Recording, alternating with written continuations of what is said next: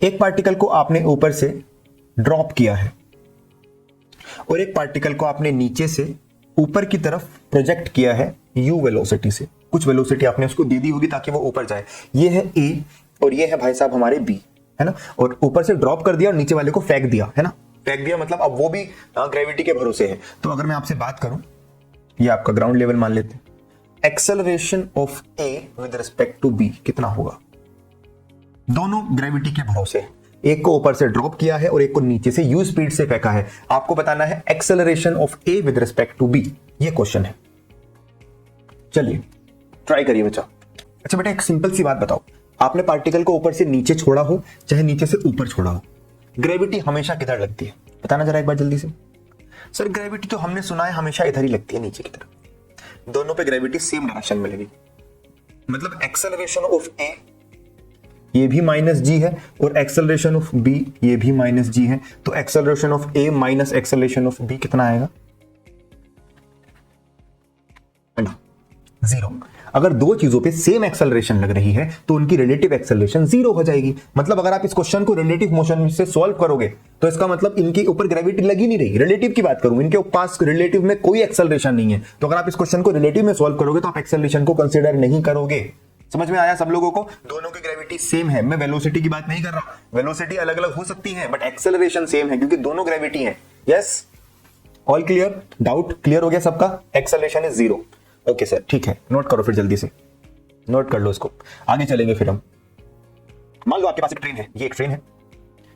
Okay sir, सुंदर सी train है हमारी। कितने गंदे टायर बनाया सर आप। इसकी कुछ लेंथ मान लेते हैं 50 मीटर इसकी लेंथ है, इससे बहुत ज्यादा होती है 50 मान लेना है, ठीक। और इधर से क्या है, एक चिड़िया आ रही है जिसको मैं बनाई कहूंगा चिड़िया। कितनी गंदी सर, एक चिड़िया आ रही है, ची ये इधर जा रही है। कितनी स्पीड से मान लेते हैं, ये 2 मीटर पर सेकंड से जा रही है, ठीक है। अब ट्रेन इधर जा रही है, ट्रेन का ये फ्रंट मोशन है ट्रेन का। ट्रेन इधर जा रही है, चिड़िया इधर आ रही है, मतलब दोनों एक दूसरे की तरफ आ रहे हैं। तो मुझे ये बता सकते हो कि कितना टाइम लगेगा इस चिड़िया को, इस बर्ड को, इस ट्रेन को क्रॉस करने में। स्पीड तो ले लो यार, ट्रेन की भी तो कुछ स्पीड है। ट्रेन की स्पीड ले लेते हैं कितनी, 8 मीटर पर सेकंड। ट्रेन बड़ी फास्ट आ रही है, गोली की रफ्तार से 8 मीटर पर सेकंड, 5 सेकंड। ओके, कोई और सबका 5 है, पक्का पक्का। आपको पता है वेलोसिटी ऑफ ट्रेन कितना है बेटा, आपने कहा +8। वेलोसिटी ऑफ बर्ड कितना है, आपने कहा -2। ऑब्वियसली इधर आ रहा है। अब velocity of train with respect to bird आप कहेंगे vt माइनस vb और आप करेंगे +8 माइनस ऑफ -2 कितना आएगा, +10। बस ये याद रख लो, जब भी दो चीजें एक दूसरे की तरफ आ रही हो ना, आमने सामने, तो रिलेटिव वेलोसिटी ऐड हो जाती है। वेलोसिटी ऐड करने से काम बन जाएगा। तो बेटा रिलेटिव वेलोसिटी आ गई 10 मीटर पर सेकंड। अच्छा जी 10 मीटर पर सेकंड। ओके, तो टाइम कैसे निकलेगा, टाइम होता है बेटा डिस्टेंस अपॉन स्पीड। कितना, डिस्टेंस अपॉन स्पीड। डिस्टेंस आपने कहा सर रिलेटिव डिस्टेंस तो 50 मीटर है और स्पीड आपने कहा 10 है, मतलब आंसर आएगा 5 सेकंड। क्या सभी लोगों का यही आंसर आया था? यस सर, पक्का पक्का। तो एक चीज हमने सीखी, अगर दो चीजें आमने सामने से आ रही होती है उनकी रिलेटिव वेलोसिटी ऐड होती है। तो उसका उल्टा भी समझ सकते हो, अगर दो चीजें एक डायरेक्शन में जा रही है तो उनकी रिलेटिव वेलोसिटी हमेशा माइनस होती है। अगर दो चीजें सेम डायरेक्शन में जा रही है तो रिलेटिव वेलोसिटी माइनस से निकलेगी और आमने सामने से आ रही है तो ऐड हो जाएगी। चलें आगे। ओके, एक पार्टिकल, क्वेश्चन सुनो। एक पार्टिकल को ऊपर से ड्रॉप किया है और एक पार्टिकल को नीचे से ऊपर की तरफ आपने फेंका है, कुछ ऐसे।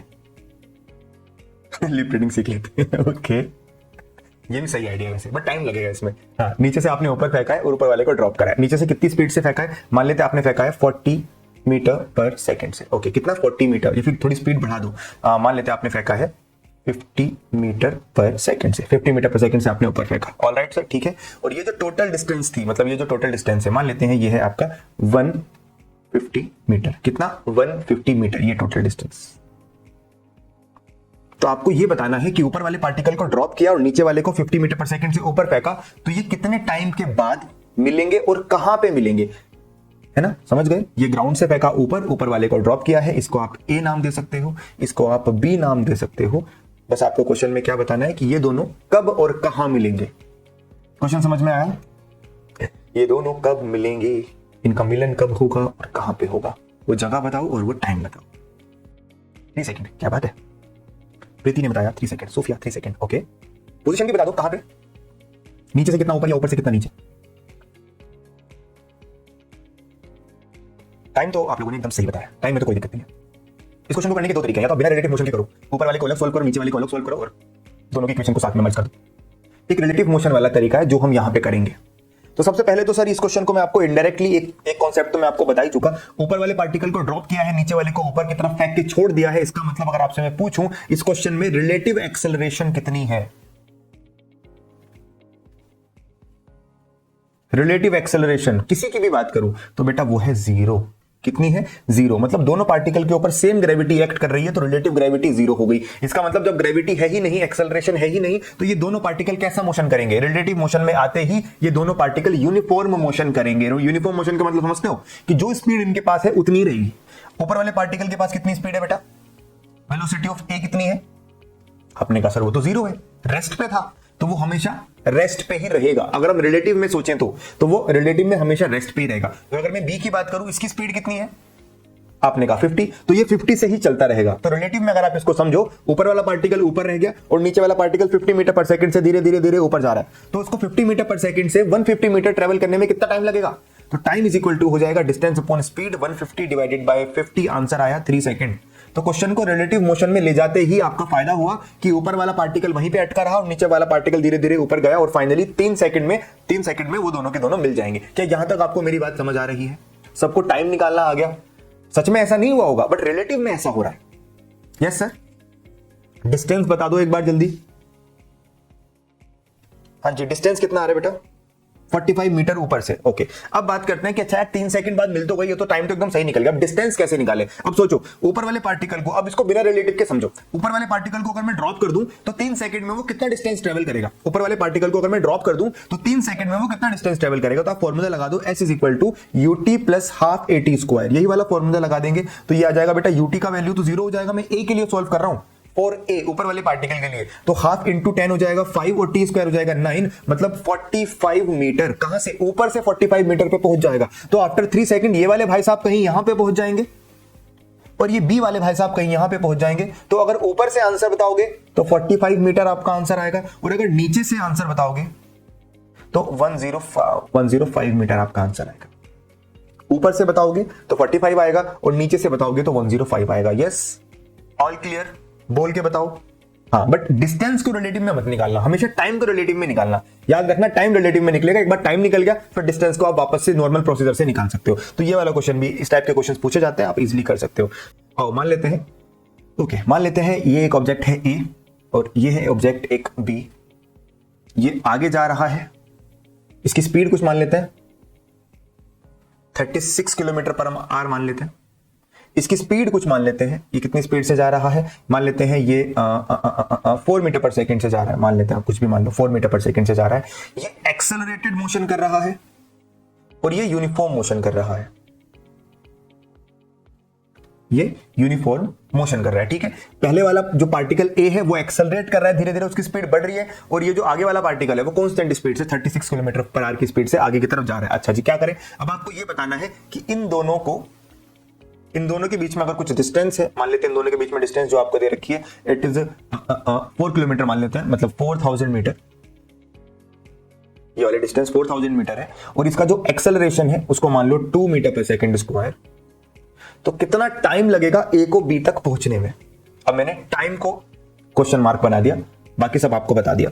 दो पार्टिकल है ए और बी, पीछे वाला एक्सेलरेटेड मोशन कर रहा है, आगे वाला यूनिफॉर्म मोशन कर रहा है। आगे वाले के पास कोई एक्सेलरेशन नहीं है। अब आपको क्या करना है, इनके दोनों के बीच का डिस्टेंस 4000 मीटर है और ए को बी तक पहुंचना है, उसको कितना टाइम लगेगा अगर ए का एक्सेलरेशन 2 मीटर पर सेकंड स्क्वायर है। ठीक है, क्वेश्चन की सारी बातें क्लियर हो गई?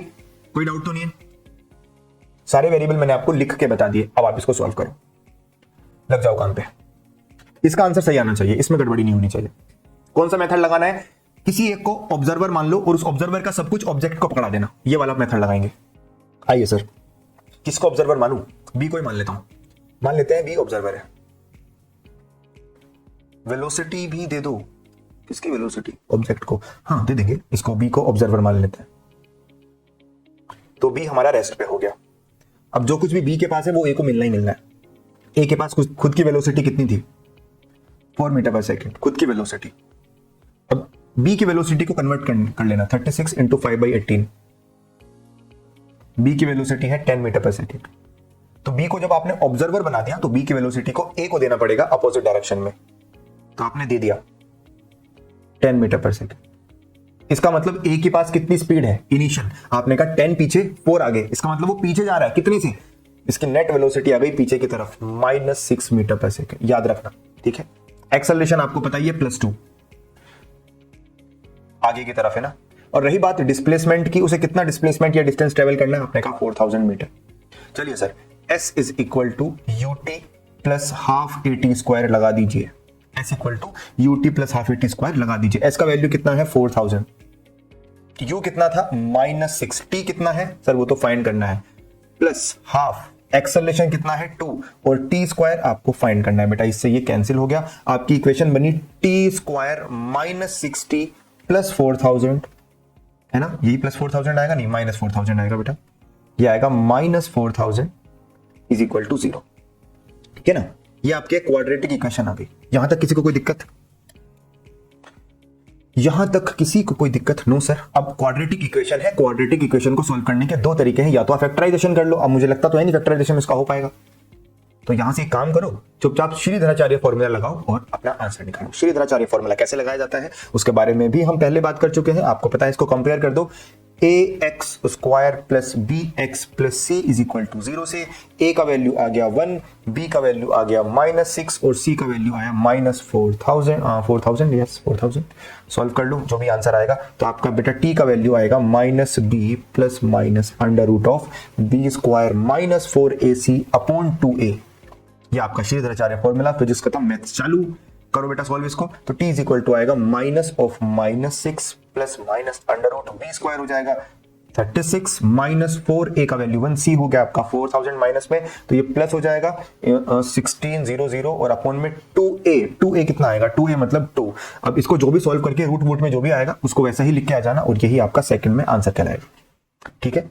हाँ जी सर, बीच में जो माइनस है क्या इसको एज्यूम करना है? नहीं सर, इसको लेने की जरूरत नहीं है, क्योंकि टाइम कभी नेगेटिव में नहीं आता, तो बीच वाले में खाली प्लस लेंगे आप, माइनस नहीं लेंगे। तो जो भी सॉल्व करके इसका आंसर बैठेगा, मैंने तो कुछ भी वैल्यू मानी है रैंडमली, तो कुछ ना कुछ अजीब सी वैल्यू आ रही होगी, बट जो आपके पास क्वेश्चन में वैल्यूज मिलेंगी वो ऐसी मिलेंगी जिसमें आपकी इक्वेशन ऐसे ही सॉल्व हो जाएगी। एक बढ़िया सा टाइम आएगा, आप आराम से लिखो और आगे चलो। बस मेथड समझ में आ जाना चाहिए कि हमने करा क्या था। बस अगर आपको पूरा मेथड समझ में आया तो फिर तो कोई दिक्कत नहीं है। ऑब्जर्वर का जो भी कुछ आपके दिख रहा है उसको 0 कर दो और वो सारा कुछ अपने ऑब्जेक्ट को पकड़ा दो, काम बन जाएगा। क्या बोलते हो?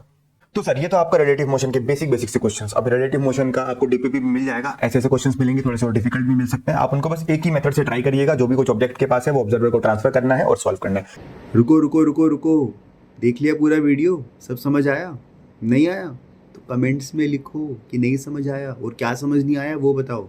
और अगर समझ में आ गया है तो भी कमेंट्स में लिखो। क्या लिखना है? थैंक यू सर, समझ आ गया, ताकि मैं अगली वीडियो जल्दी से जल्दी डालूँ। ओके, चलो फिर मिलते हैं। Bye bye, take care.